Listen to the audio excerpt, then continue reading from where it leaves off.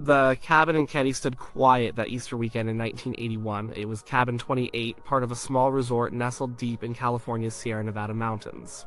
Nothing about the place suggested the horror that would soon unfold there. Keddie was a quiet spot, a place people went to get away, but that peace was shattered in a way no one could have imagined. This is a story that has haunted a community, a family, and a nation for over 40 years. And the question at its heart remains as painful today as it was back then. Why has no one ever been charged in the Keddie Cabin murders? It's a story about a crime so brutal it shocks the soul. And it's a story about an investigation that, from the very beginning, seemed to stumble, leaving behind a trail of what-ifs and missed chances. The Sharps were a family trying to make a new start. Sue Sharp, a mother of 5, had moved her kids from Quincy to Keddie, hoping for a fresh beginning after a divorce. She lived in Cabin 28 with some of her children, John, known as Johnny, Tina, Rick, Greg, and Sheila. That terrible morning, April 12th, 1981, it was Sheila who found them. She woke up and walked into the living room. What she saw there would haunt her forever. Her mother, Sue, and her older brother, Johnny, were dead. Their friend, Dana Wingate, who had been staying over, was also dead. It was a scene of unbelievable violence. All 3 victims were bound with medical tape and electrical wire. They had been stabbed repeatedly and bludgeoned with a hammer. The sheer brutality was overwhelming. The cabin was a mess, blood everywhere. It looked like a prolonged, savage attack. But there were other things that stood out. Rick, Greg, and Sheila, who had been sleeping in another bedroom, were unharmed. And another child, Tina Sharp, was gone. Just vanished. Police were called. The Plumas County Sheriff's Office showed up. This was a small, rural county. They were not equipped for a crime like this. Not for something so gruesome and complex. This initial response, or the lack of proper training and resources, would become a critical point in the unsolved mystery. When investigators first got to Cabin 28, the scene was chaos. The cabin hadn't been properly secured. People were going in and out. Evidence, crucial evidence, might have been compromised right away. Think about it, a small team, maybe overwhelmed, stepping into what looks like a war zone. They were not experienced in handling a mass murder with such precision.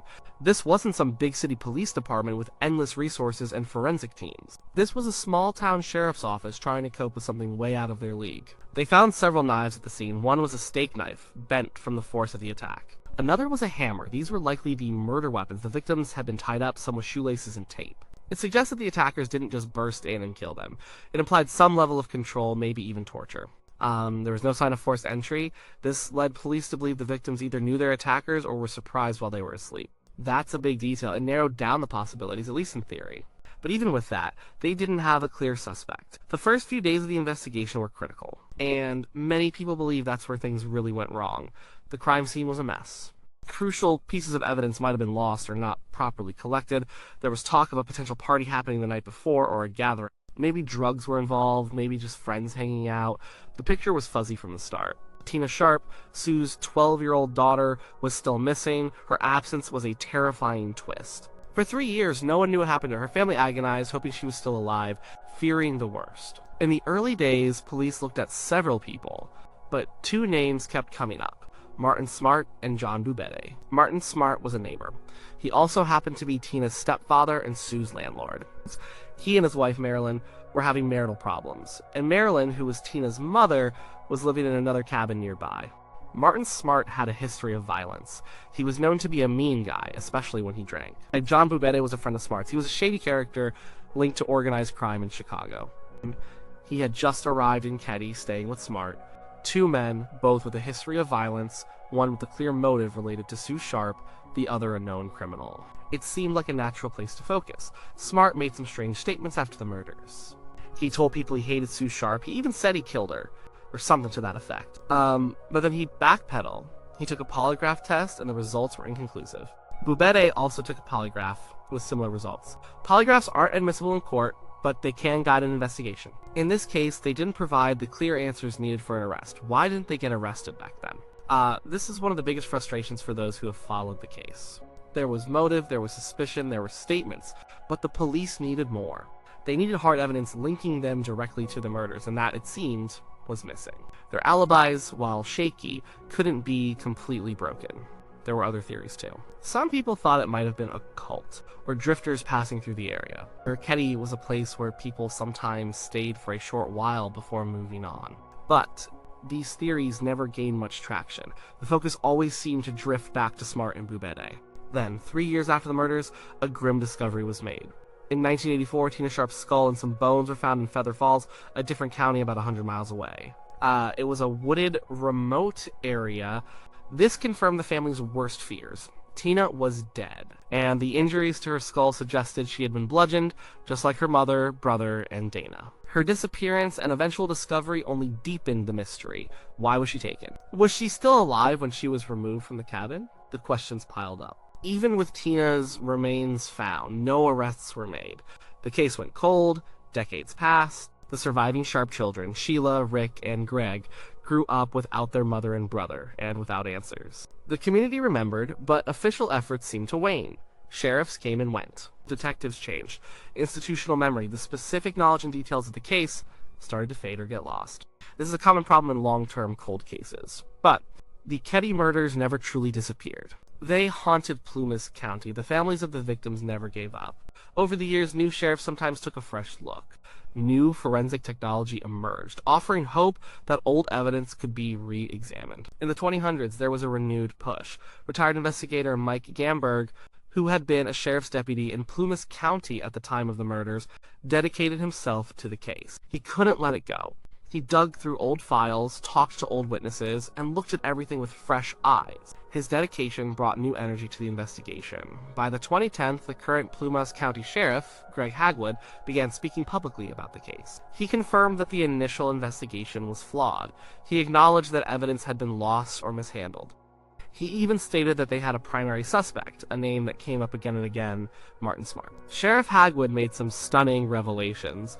He confirmed that a hammer, found near Cabin 28 after the murders, had gone missing from the evidence locker. This hammer was significant because it matched the type of blunt force trauma inflicted on the victims. And years later it was found again, but it had been misplaced. This kind of mishandling just fueled the fire of suspicion about the early investigation. Then came another bombshell, a letter. Years after the murders, a letter from Martin Smartt to his wife Marilyn, Tina's mother, was found. In this letter, Smartt allegedly confessed to killing Sue Sharp. He wrote something to the effect of, "I've paid the price for your love and now I've bought it with 4 lives." The 4 lives could refer to Sue, Johnny, Dana, and Tina. This letter was known about for years, but its significance wasn't fully understood or acted upon. Why? That's another agonizing question. There were also reports of tape recordings of Martin Smartt talking about the murders, and a deathbed confession from a former roommate of Boubede's, who claimed Boubede admitted to his involvement in the Keddie murders. All this circumstantial evidence piled up, pointing strongly to Smartt and Boubede. So, with all this information, with the strong suspicion, with the letters and confessions, why has no one ever been charged?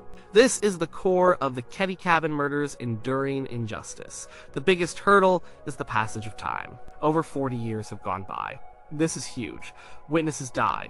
Martin Smartt died in 2000. John Boubede died in 1988. The main suspects are gone. You can't arrest a dead person. You can't question them, cross-examine them in court. Their testimonies, or lack thereof, are lost to time. Other witnesses who were alive then are now older. Their memories faded, or they too have passed away. This makes it incredibly difficult to build a strong criminal case. Then there's the compromised crime scene. This is a major factor. From the very beginning, the integrity of Cabin 28 as a crime scene was not maintained. Potential evidence was contaminated or destroyed. When a defense attorney gets hold of a case with a compromised crime scene, they can argue that any evidence found is unreliable. They can raise reasonable doubt just on that basis alone. If you can't trust how the evidence was collected, how can you trust the evidence itself? Next is the lack of direct, undeniable physical evidence. Despite all the horrific violence, there was no clear DNA evidence linking Smartt or Boubede directly to the blood or body. Their fingerprints, not conclusively found or linked. The technology for DNA analysis in 1981 was practically non-existent compared to today. Even with modern re-examinations, if the samples weren't properly collected or preserved back then, there's little hope. The hammer that went missing, for example, could have held crucial forensic evidence, but its journey through the justice system means it likely lost any value it might have once held. Circumstantial evidence, while compelling, often needs to be buttressed by direct physical evidence for a conviction. The Smartt letter, the rumored confessions, the strange behavior, it all paints a strong picture. But in a courtroom, a prosecutor needs to prove guilt beyond a reasonable doubt. Without a smoking gun, without definitive DNA or witness testimony placing the suspects at the exact time of the murders, circumstantial evidence can be picked apart. The defense can always offer alternative explanations, however unlikely. Resource limitations in a small county like Pluma's played a part too. A complex quadruple murder case requires significant funding, personnel, and expertise. The sheriff's office in 1981 simply didn't have that. This isn't a criticism of the individuals, but of the system and its capacity. Even in later years, the push to fully fund a cold case investigation of this magnitude can be difficult for a small county. And let's not forget the lost or misplaced evidence. The hammer is the most glaring example. Other items might have gone missing or been poorly documented over the decades. This makes it impossible to present a complete picture to a jury. Every gap is a chance for doubt. Finally, there's the subtle but present element of fear. John Boubede was a known figure with ties to organized crime. Even in a quiet place like Keddie, the idea of getting involved with such individuals or testifying against them could have been intimidating. This isn't a direct reason for lack of charges, but it can influence how willing people are to come forward or how thoroughly some avenues are pursued, especially in a small community. The human cost of this unsolved case is immense. The surviving Sharp children, Sheila, Rick, and Greg, have lived their entire adult lives with this hanging over them. They have tried to move on, but how do you truly move on when the people who murdered your mother, brother, and sister are never held accountable? They want justice, and they deserve answers. The community, too, wants closure.